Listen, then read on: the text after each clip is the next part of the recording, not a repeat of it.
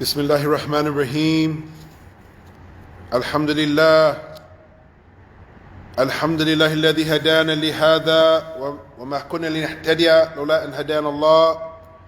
Brothers and sisters, we are here again inshallah ta'ala today, which is Yawmul Jumu'ah, on this blessed occasion, coming to the end of Ramadan and the beginning of the last 10 nights are close upon us. So there comes a time when we just have to talk about purifying the soul and getting closer to Allah and rectifying ourselves and changing ourselves and bettering ourselves. So while we do that, we begin with our scent today is Joe Malone. It is Velvet Rose Oud for those who like to smell good. Velvet Rose Oud for those that like to smell good. And as for those that are in the masjid, they got a chance to taste this velvet rose and they love the smell as I do. May Allah bless us and give us all beautiful smells in the Jannah. Ameen. Our topic, inshallah ta'ala, is taken from the conclusion of Ashru Qawaid fi Tazkiyat an-Nafs, the 10 principles concerning the purification of the soul. And I'm trying to read from a few different books concerning this, as there's just so many different selections to take from. But I'm finding those that are actually, penetrating my heart and making some sense to me. And, mashallah, I figured that I would come before the brothers and sisters today and read the concluding part of this particular book, as it's really beneficial. And it's one of the newer books written in our lifetime, as there's many other books on purification of the soul. So anyways, the Shaykh, he goes on to say, after that which was preceded from the clarification of these principles, these qawa'id, which will assist the servant in purifying and cleansing his or her soul. It is clear that the soul, it needs to be called to account. We have to call our souls to account. While the individual is living in the abode of leisure and action, i.e. this world. Before the person stands before Allah Azza wa Jal, and there's going to be a standing, Yawm al-Qiyamah, the day of standing. And leisure, before the person they stand before Allah, on the day of judgment, Yawm al-Din, one may be negligent, ghafla, with the rectification of his or her soul.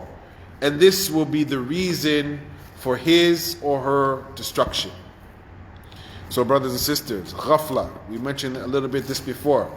Those who are negligent about trying to correct themselves, they didn't check themselves before they wrecked themselves, and this will cause a person destruction.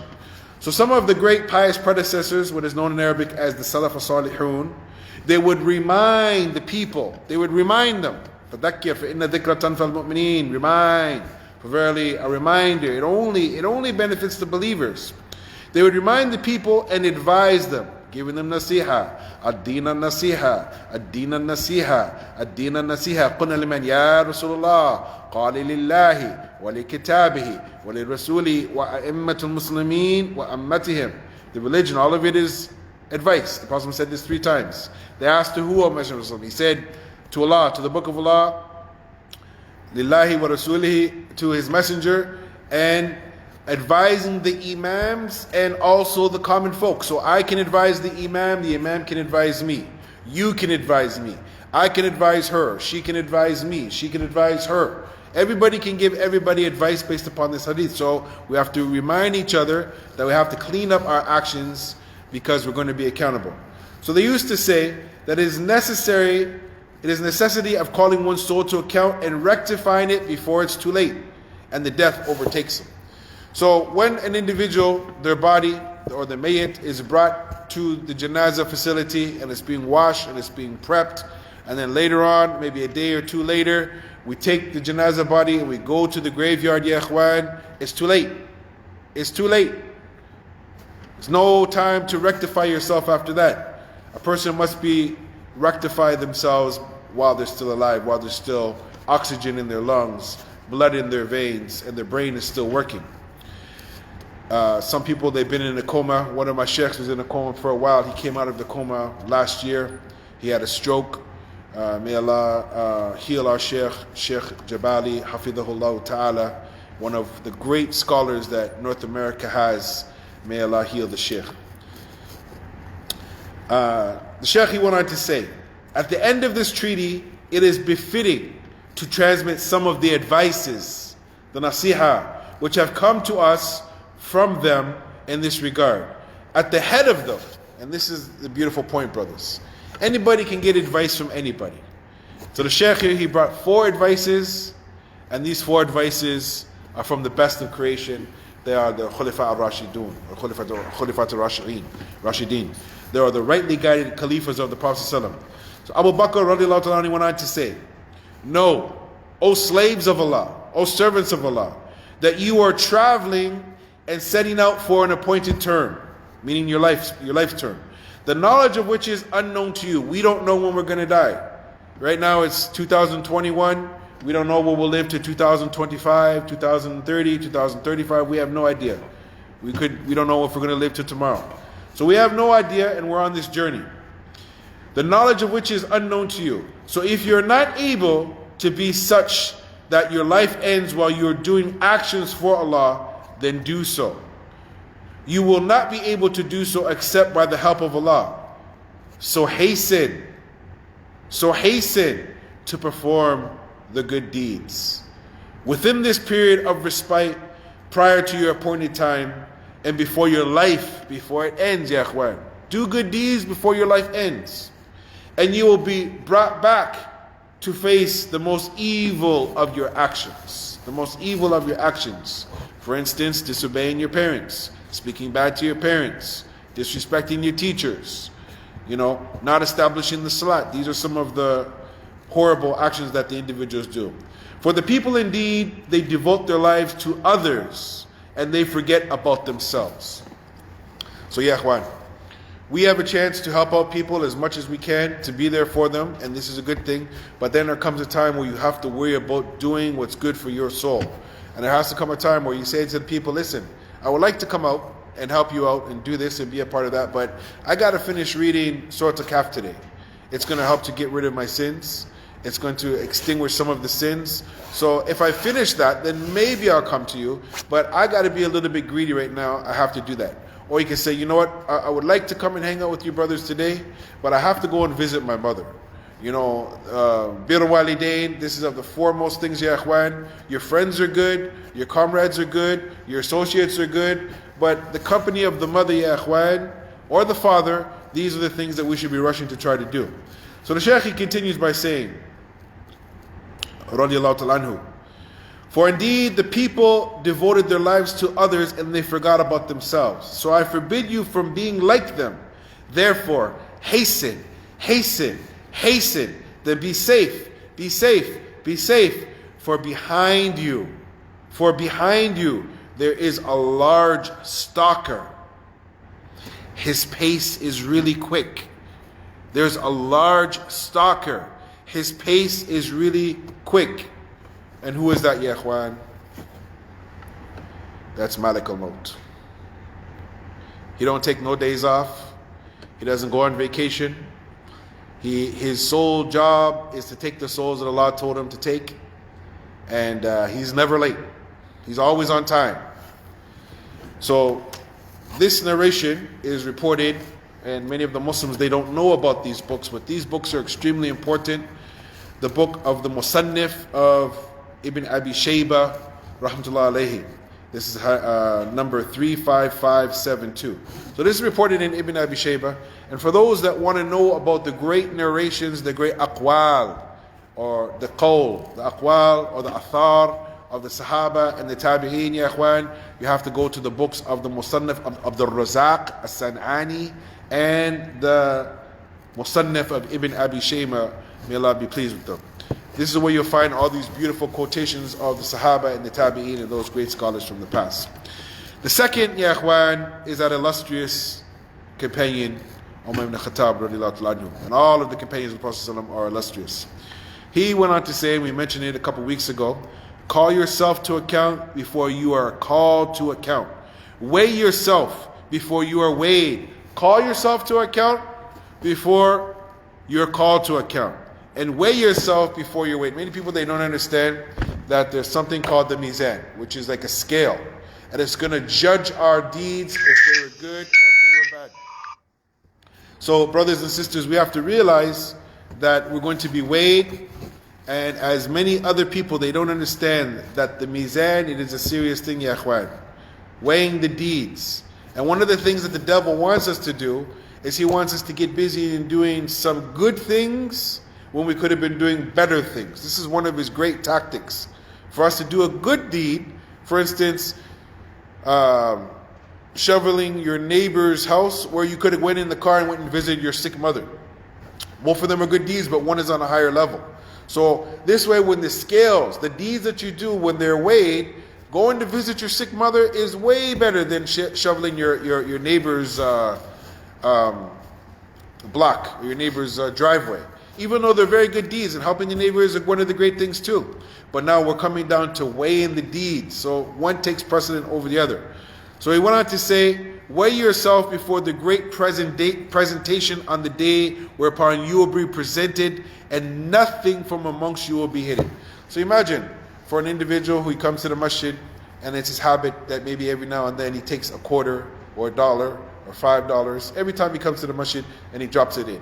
$1, $5, 25 cents, 35 cents, $1, $2. None of this is hidden from Allah Azza wa Jalla, ya akhwan. You know, a squirt of a beautiful perfume you shared with your brother, anything, a smile at your brother, you know, a wave at your brother if he's on the bus, touching your heart like this. All these little actions, they're all going to be weighed, ya akhwan. So, this is also reported in the Musannaf of Ibn Abi Shayba, and it is number 35600. The third one is the Khalifa Uthman radiallahu anhu, Dhul Nurayn. He was one of the companions of the Prophet ﷺ. He married two of the daughters of the Prophet ﷺ. He went on to say, O son of Adam, know that the angel of death, who has been entrusted with you, has continued to bypass you and go towards someone else since you have been in this world. So, the angel of death, right now I'm in a neighborhood right now, there's maybe 20,000 houses in this area here. Or maybe less than that, 10,000 houses. Right now the angel of death is coming to somebody's house and he's missing me and all the brothers in the masjid right now. Alhamdulillah, and he's going to somebody else.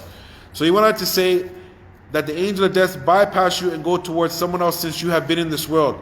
Now it is as if he's bypassed others and is coming near for you and is focused upon you. So beware and be prepared for him.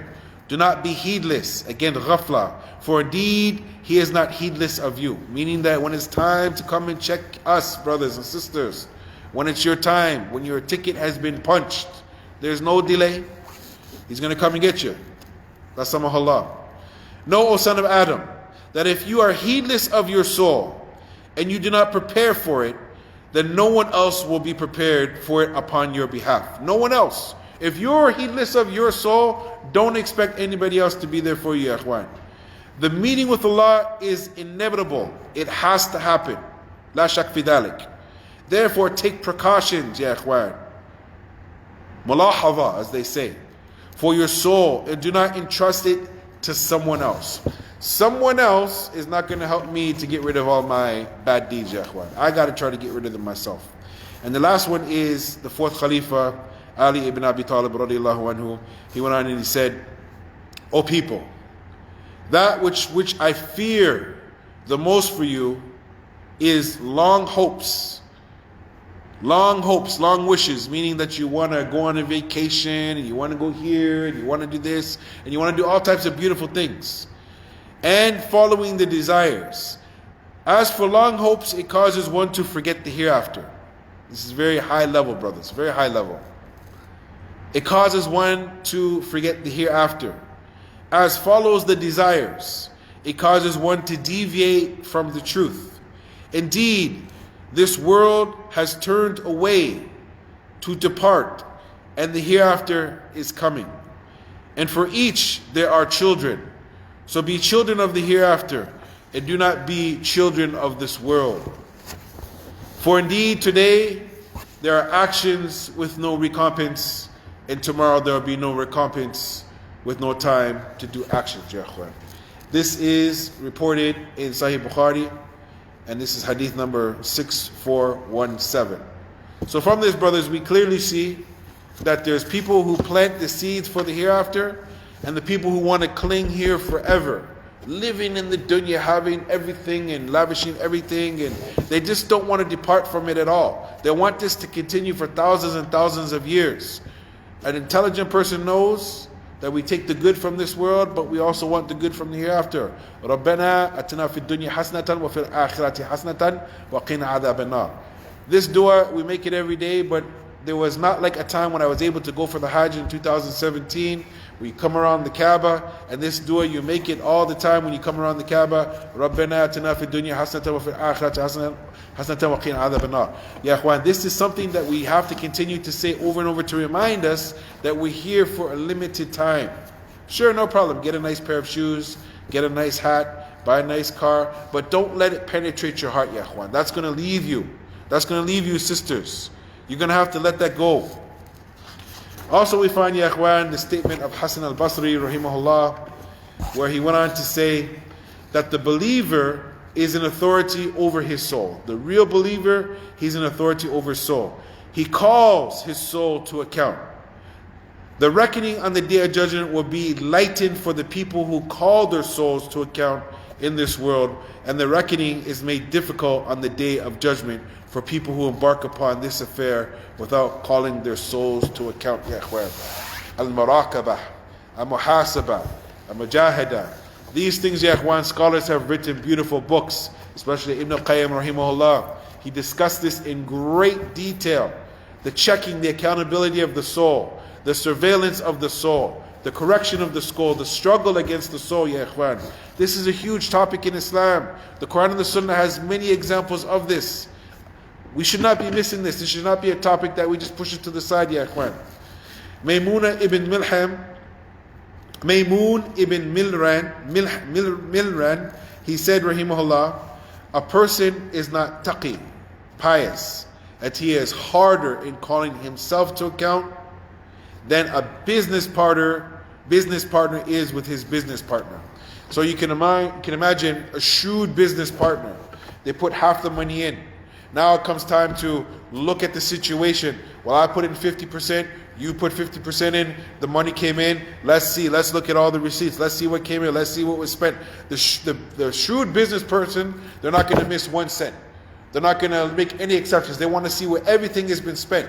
So he went on to say, ya ikhwan, that a person is not taqi, is not pious, until he is harder in calling upon himself to account than a business partner in which he is upon his partner.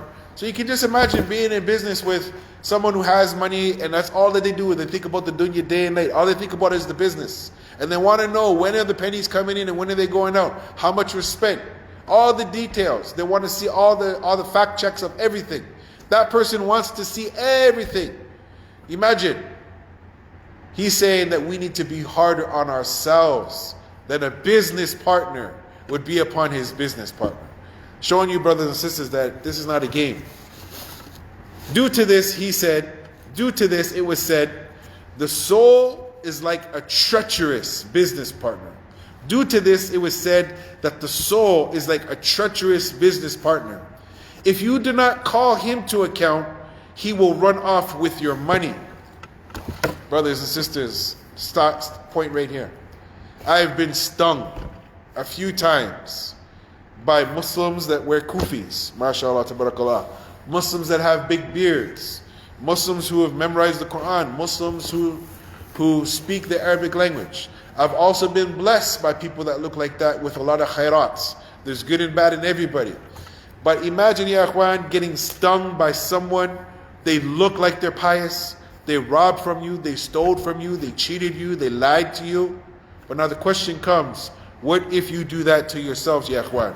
What if you yourselves, you are treacherous, you are a treacherous partner to yourself, you betrayed yourself, what is called the enemy within, ya ikhwan. You yourself messed yourself up. That's why you have to check yourself before you wreck yourself. That is reported, ya ikhwan, in Bukhari and it's Sahih.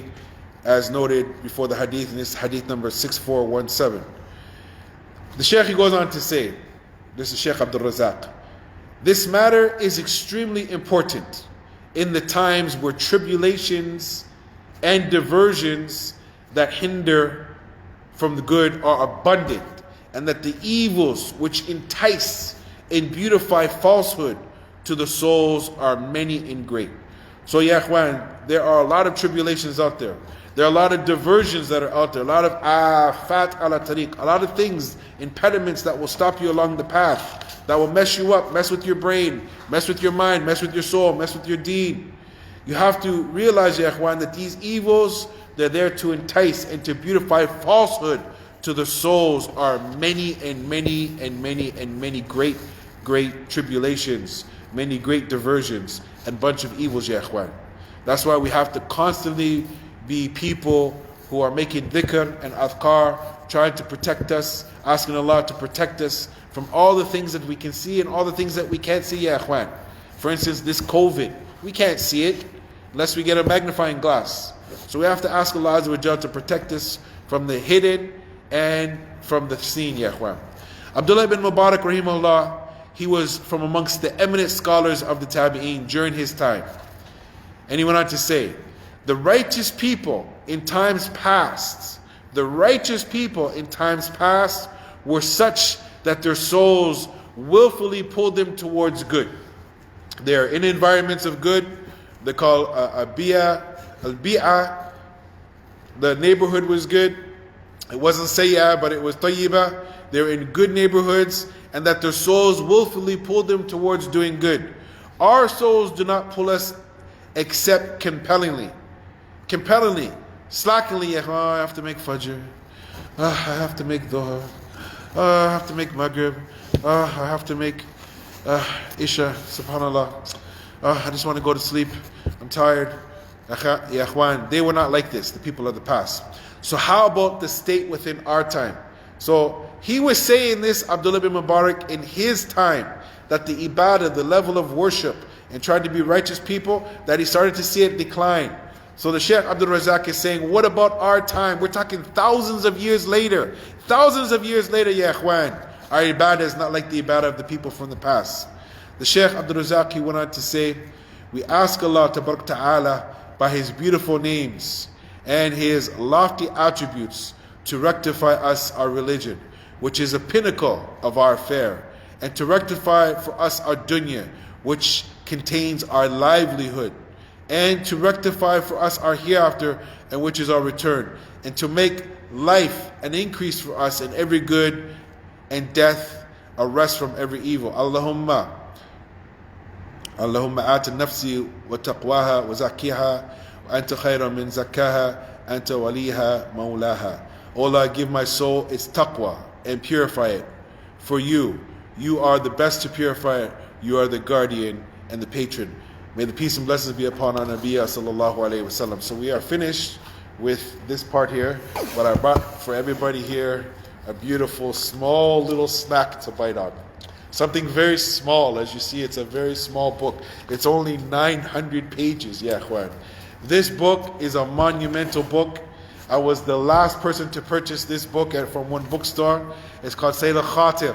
It is called The Captured Thoughts, a collection of thought-provoking gems, pervasive eye-opening wisdoms, insights about the religion, ethics, and relationships. It is a complete translation of the classical text, Sayyid al-Khatir, by Imam, rahimahullah, Ibn Jawzi, rahmatullah alayhi. This book, ya ikhwan, I can't imagine someone, they had all these thoughts and they just wrote them down for our benefit as well as his benefit, ya ikhwan. And I wanted to, inshallah ta'ala, I came across something and I said, you know what, I need a little bit more. Something more that will make the people understand that this deen is not a joke. So the Shaykh, in chapter 334, he said something which was really beautiful when I read it. He said, give the body what it is used to. Give the body what it is used to. And I said, you know what? Many people, they complain about what they call, and I've heard people say, these ancient yellow papers of the scholars from the past, which got lots of blessings in them, ya ikhwan. It'll help you, ya ikhwan, because wallahi they had farasa and they had basira. They could see what we couldn't see, ya ikhwan, and what we can't see. So these beautiful books that have been written and translated for us, ya ikhwan, we need to benefit from them. The Shaykh, he went on to say, give the body what it is used to. One must not force his body to do what it cannot endure, because the body is like a riding camel. If one is not gentle with it, it will not deliver him to his destination, ya ikhwan. We have to be gentle with our body, the Shaykh said. You will see people determined to become aesthetic, a zahid, someone who renounces the dunya. Yet his body is used to luxuries, ya ikhwan. They're accustomed to the good life.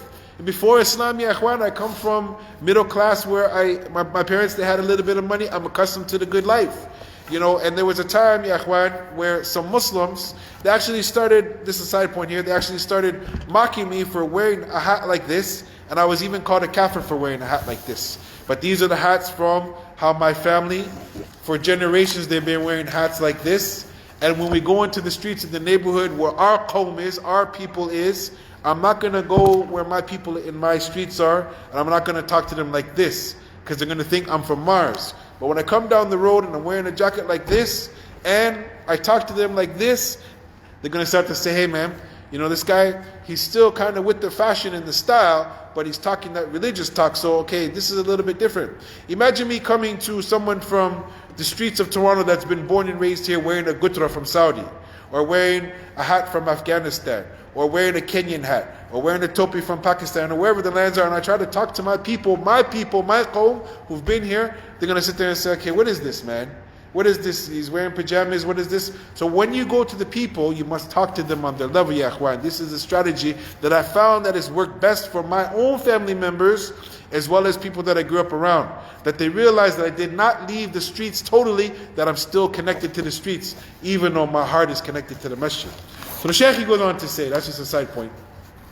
You will see people determined to become aesthetic, yet his body is used to luxuries. So he turns away from his body, was used to, and to allow the diseases to frequent him, blocking his path to much worship. So he turns away from what his body was used to, and allows diseases to frequent him, blocking his path to much worship. It was said, give each body what it is used to. The Messenger of Allah ﷺ was presented with a dhahab lizard, and he said, I find that I have no liking for it because it is not common in the land of my people. So not that lizard is haram, but he was offered lizard, and the Prophet ﷺ, he declined it. He said, from where we're from, we don't eat this food. I find that I have no liking for it because it is not common in the land of my people. First time some brothers, they brought me some mukh. Very first time, some beautiful brothers from Iraq. They said, brother, try some of this. I tried it, it tastes good. And I ate some more, and I'm like, mashallah, and they're all smiling at me, and they're looking at me, and then they're smiling, and one brother, he just starts laughing. And I say, Akhi, what's wrong? And they're laughing. And I say, Akhi, what's wrong? And they're laughing. I said, brother, what's wrong? And I squeeze his hand. He goes, Akhi, do you know what you're eating? I said, no. He goes, this is mukh. I go, what's mukh? He said, these are the brains of a goat. And I said, oh, get that away from me. We don't eat nobody's brains. Now that's the custom of them, but it's not my custom. We don't eat any brains. We have enough brains, alhamdulillah. But it's permissible. It is stated in the hadith. Actually, this hadith, the last hadith I collected, was in Bukhari and Muslim, and it's on the authority of Khalid bin Walid. This is one of the hadith that Khalid bin Walid, he actually narrated. It is stated in the hadith of Hijrah that Abu Bakr radiallahu anhu found a shady area for the Messenger sallallahu. He placed a piece of fur for him on the ground and added some water to the milk cup until it cooled him down. The Messenger sallallahu came to some people and said, if you have any water that has remained overnight in a skin, should use it or sip from the streamlet. He said, he used to eat chicken meat. This hadith is collected, also the reference is mentioned in Bukhari. And it is narrated in the Sahih that he used to love sweet fruit and honey, but if he could not find them, he ate what he could. So ya ikhwan, not only did the Prophet ﷺ, he liked chicken meat, your brother, he likes shikhan too. We don't just call it, in my culture, we don't call it chicken. We call it shikhan. Shikhan. Oh yes, brother. If you have some chicken at your house that tastes really good, and one of my favorite is stew chicken, Jamaican style, or jerk chicken, or any of those chickens that my mother or my aunties make, if you have some chicken, I'm coming to your house, inshallah ta'ala. You'll get a beautiful guest. Abu Shahadi is going to come and eat up all your chicken. I want to be like the Prophet ﷺ as he used to eat chicken. By Allah, the Shaykh goes on to say, there are some among the Arabs and desert folk who are not affected by the coarseness in food and clothing. They are not harmed by remaining on their lawful habits.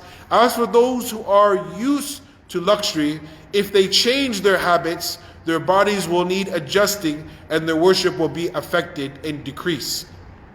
Ibn Sirin's house was never empty of sweet fruits. Sufyan al-Thawri used to travel and carry with him grilled lamb and waltz. Rabi'a said, I see no shame for the body that desires worshipping Allah to eat waltz. Therefore, whoever is used to luxury must be gentle with himself wherever possible. I learned this from the self-experience as I was raised in luxury. So when I started abstinence and leaving my desires, it caused me illness that prevented me from much worship. So I'll give you an example. Some years ago, some brothers, they gave me some food, and it's not from the custom of my people, my qawm, to eat that food. It's good food, and those brothers, they grew up eating that particular food. But when I eat that food, I get sick, I get ishal, I get diarrhea. Akramakumullah, la samahullah. When I eat that food, no matter how much they presented in front of me, I've had too many occasions, even though they stake their claim that this food is the best food in the world, I eat this food, I get sick. So ya ikhwan, if I eat that food and I don't eat the food that I grew up on, then I'm going to get sick. But here's one of the things, as a new Muslim, this is a side point here, I have probably tasted more cuisines than every other Muslim around the world. I'm very open. I like to try new and explore new things.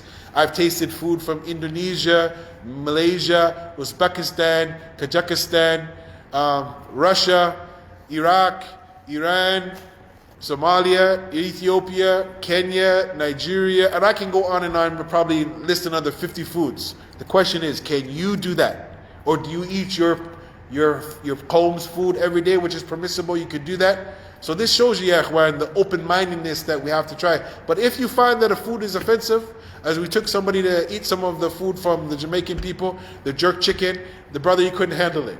Even my mother, she couldn't handle it because she doesn't have any island in here, but my father's side does. So ya ikhwan, this is really important for us to understand, because right now people are getting invitations to pick up food. One brother said, Akhi, we have some beautiful food for you.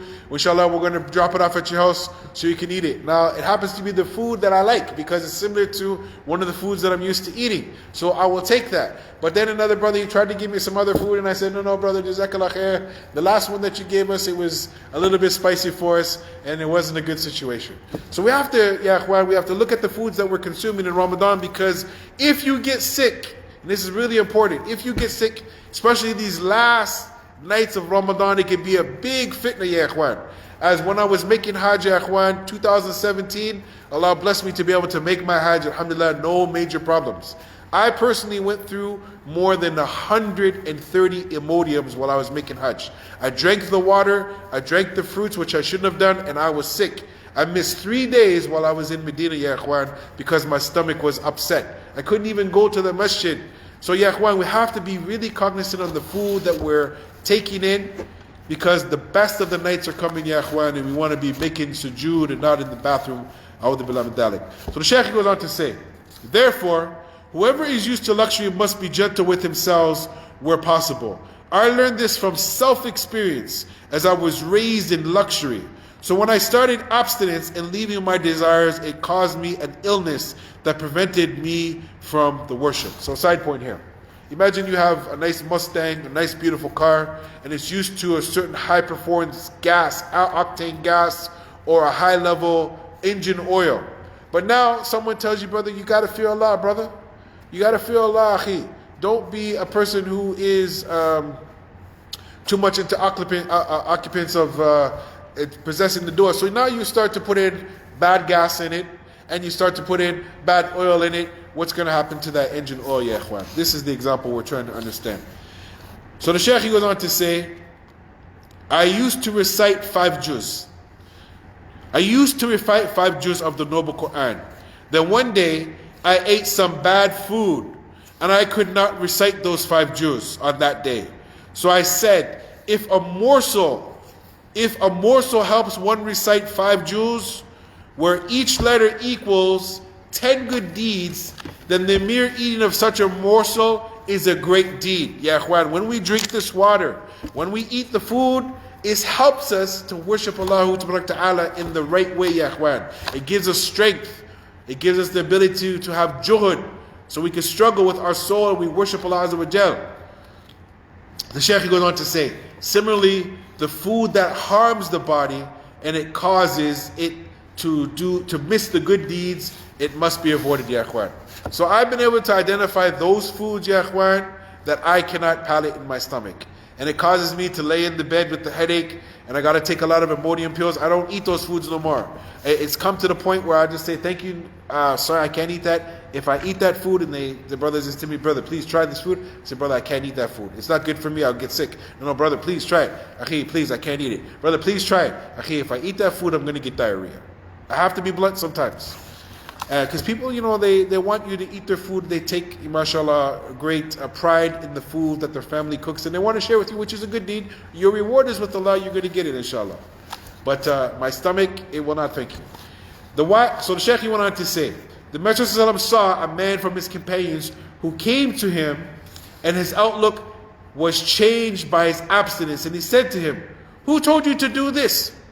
Meaning he became very weak and frail. The wise gives body the food that suits it, and the warrior cleans the horse's barley. So ya ikhwan, as we mentioned here about the cars, here's an example of the horse. You have a strong steed. You want the horse to be strong. You make sure that the barley that it eats is not spoiled. It's good barley. It's really important, ya ikhwan. I lived in some of the Muslim countries, and I seen some of the Muslims giving their donkeys and the horses some of the worst food. And then they're beating the donkey, trying to get their donkey to work hard, and the donkey is feeling sick all the time. It's not going to make any sense, ya ikhwan. What about ourselves? The Shaykh goes on to say, do not think that I recommend eating everything that desired or frequently pleasurable food. I only entice eating what preserves the soul and forbid eating what harms the body. As for the excessive eating, it causes sleep, and a full stomach, it blinds the heart, and the weakness, and it weakens the body. So understand what I mentioned for moderation in this way. So my dear brothers, you can see that there is some great benefit in this book, and wala hawla wala quwwata illa billah, this is jam-packed with all these type of narrations like this, ya ikhwan. There was another one here that I wanted to share with you guys, inshallah ta'ala, as we have some few minutes. And this is the lack of patience against desires, it leads to ruin. So the Shaykh goes on to say here, when I was writing my book, Al-Mutaddim,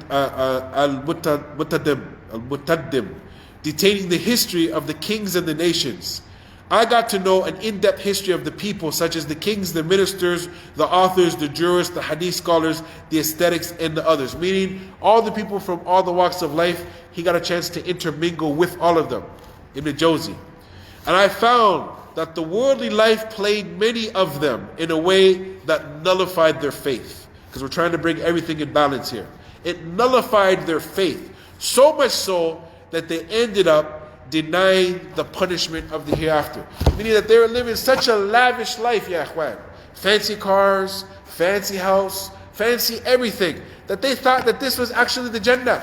He's talking about Muslims here. Some rulers, they inflicted harm by killing, by confiscating, by cutting and imprisoning with lawful right, and then dive into a sea of sins as they have the final say on their destiny, or what there would guarantee themselves safety from the punishment. Perhaps, the Shaykh goes on to say, they imagined that their preservation of their subjects would protect them, forgetting that the Messenger ﷺ was told, Kul inni akhafu in asaytu rabbi adhaba yawmin adhim. Say, indeed, I fear if I should disobey my Lord, the punishment of a tremendous day. So this, ya ikhwan, was said, the Prophet ﷺ was told to say, indeed, I fear if I should disobey my Lord, the punishment of a tremendous day.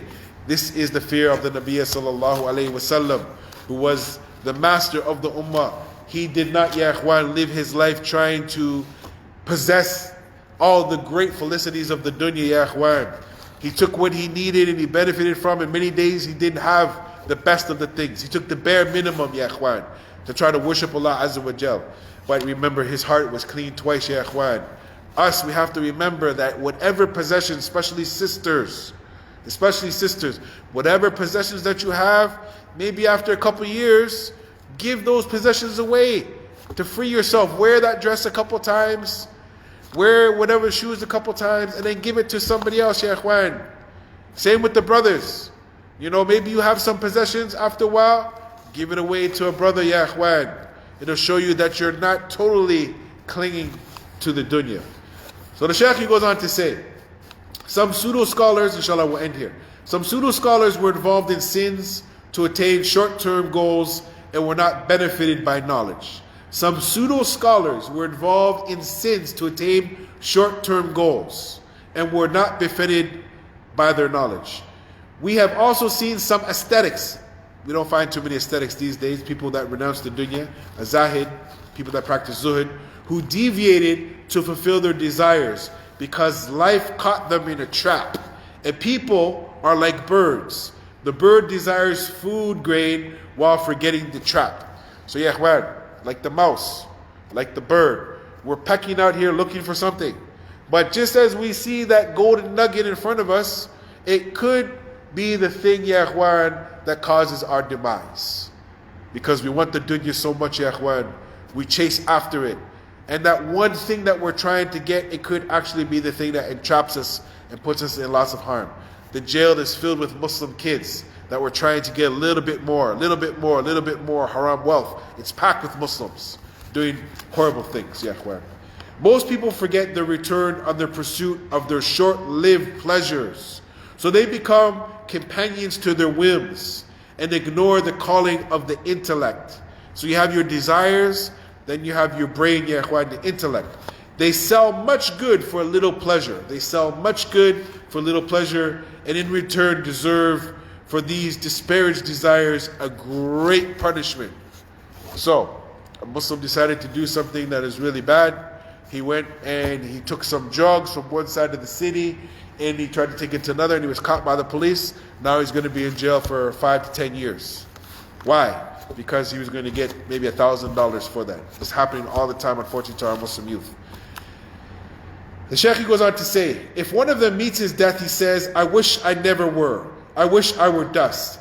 Then he is told, now, what a great pity for a mist that cannot be caught, a mortgage that cannot be released, a regret that has no end, and a torture too arrogant to believe in Allah, ya ikhwan. They forgot Allah, so Allah made them forget themselves. The intellect, it only benefits those who take heed, the kayyis, yani.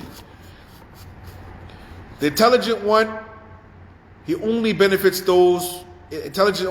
those who take heed, for you cannot depend and accept its advice without the resolve and without patience. Again, ya ikhwan, patience, against the desires. Among the ruler, take a close look at Umar ibn Khateeb and Umar ibn Aziz, may Allah be pleased with them. And among the scholars, Ahmed ibn Hanbal, may Allah have mercy upon his soul. And among the ascetics like Uwais al-Qarni, they gave wisdom due and they understood the purpose of existence. وَمَا خَلَقْتُ الْجِنَّ وَالْإِنسَ إِلَّا لِيَعْبُدُونَ. We have not been put here except and only the jinn kind and the mankind except and only to worship Allah. Those who perish never perish except because of their lack of patience against their desire. Some of them, unsurprisingly, may not have believed in the resurrection. I have some members of my family, I know some non-Muslim people that I know, they say, there's no such thing as day of judgment. That's it. There's no judgment day. How foolish are they? So the Shaykh goes on to say, what is astonishing is to see a believer with sure certainty, while his certainty is of no use to him, who understands consequences but does not benefit from his intellect. My dear brothers, my dear sisters, this beautiful book right here, this is just a little bite size for us to look at. This is just something very small. It's only exactly here in the English language. It is only, let me just show you how small this book is here. This book is only 1,024 pages of information that were just the thoughts of the Shaykh. These are just his thoughts. He wrote many beautiful books that if we read them, as you can see some of the beauty in his words here, ya akhwan. Sayla Khateeb. It is the captured thoughts. Now read the back of it. The collection of thought-provoking gems, persuasive, eye-opening wisdom, insights about religion, ethics, and relationships. It is often the initial thoughts passing through our minds that have within them sparks of genius in reflection. Imam Ibn Jawzi recognized the importance of capturing such thoughts before they slip through our conscious and become forgotten. So he did exactly that. He wrote down his ideas, his musings, and his contemplative theories and compiled them in a distinctive work entitled Sayla Khateeb. Before you is Darul Sunnah's complete English rendition. Ya akhwan, these are the things, Sheikhna, someone's at the door? Sheikhna, someone's at the door? These are the things, ya akhwan, that are like the gravy on the top of the Book of Allah and the Sunnah of the Prophet ﷺ and the statements of the companions. These little books that the scholars wrote, these are all the beautiful tasting things, ya akhwan, that can give you life information. I don't have to dress like somebody else to be a good Muslim. You know, today even I got a text from a sister. She has children that are teenagers, and you know, I think the sister's a little bit hard on her kids. They pray, alhamdulillah. She doesn't want her kids wearing baseball hats. And you know, I say this, ya akhwan, I wear baseball hats. Why? Because there's a time and a place where I go and I'm talking to people that they're wearing baseball hats. I'm not going to come looking like I'm from some other foreign place trying to tell them something. I'm going to try to look like them when I talk to them, ya akhwan. You know, there's a certain uniform. The uniform of taqwa, ya akhwan, it's in the heart. It's not in the clothing. The clothing is something that we can wear, and it's a customary thing, ya akhwan. And there's a science in Islam. From the qawaid, fiqhiyah, khamsa kubra, we find the great scholars like Ibn Taymiyyah, rahimahullah. He wrote a very beautiful book where many of the Muslims, they don't understand or they've never studied these beautiful things. One of them is al-aada muhakkama, that the customs, the cultural norms of the people are permissible as long as it doesn't go against an ayah or a hadith, a nas, a text from the Book of Allah and the Sunnah of the Prophet sallallahu alaihi wasallam. So my dear brothers and sisters, be easy upon the youth. Unfortunately, they're very much into fashion. As long as their fashion doesn't go against the religion, and we don't have a nas, a text, sahih, sarih, min kitab wa sunnah, ala fahim salaf wa ummah, then ya akhwan, let it go. Let it go, ya akhwan. Piety is not in clothing, even though piety, ya akhwan, can be worn while you're wearing your clothing. I'm wearing a thobe, and my thobe is a customized thobe, ya akhwan. I have my own custom in it. I like to be different, ya akhwan. That's okay. Have your shakhsiyah. Have your personality, ya akhwan. No problem. If you like to wear a gutra, wear a gutra. If you like to wear an Afghani hat, wear an Afghani hat. If you like to wear a topi, wear a topi. That's fine. But when I come down, I'm wearing the block stopper. I'm the Mad Hatter. When I come through, I'm going to look a little bit differently than everybody else. I'm not from anywhere else, but I'm from here, ya akhwan. I was in these streets when I accepted Islam, and I still go on these streets and I spread Islam. And that's why, ya akhwan, I'm able to be able to talk to the youth on the level that is needed. So I say to my dear brothers and sisters, there are some beautiful books that you should be adding to your library. This one is Captured Thoughts, and this is the Purification of the Soul. We took some benefit from these books, inshallah ta'ala, and we're going to try, inshallah ta'ala, maybe to read from them again in a few days. And we ask Allah to forgive us all, and to guide us all, and to purify our heart. Wa akhira da'wana, and alhamdulillah rabbil alameen. Make dua for your brother, for another brother. Assalamu alaikum wa rahmatullah.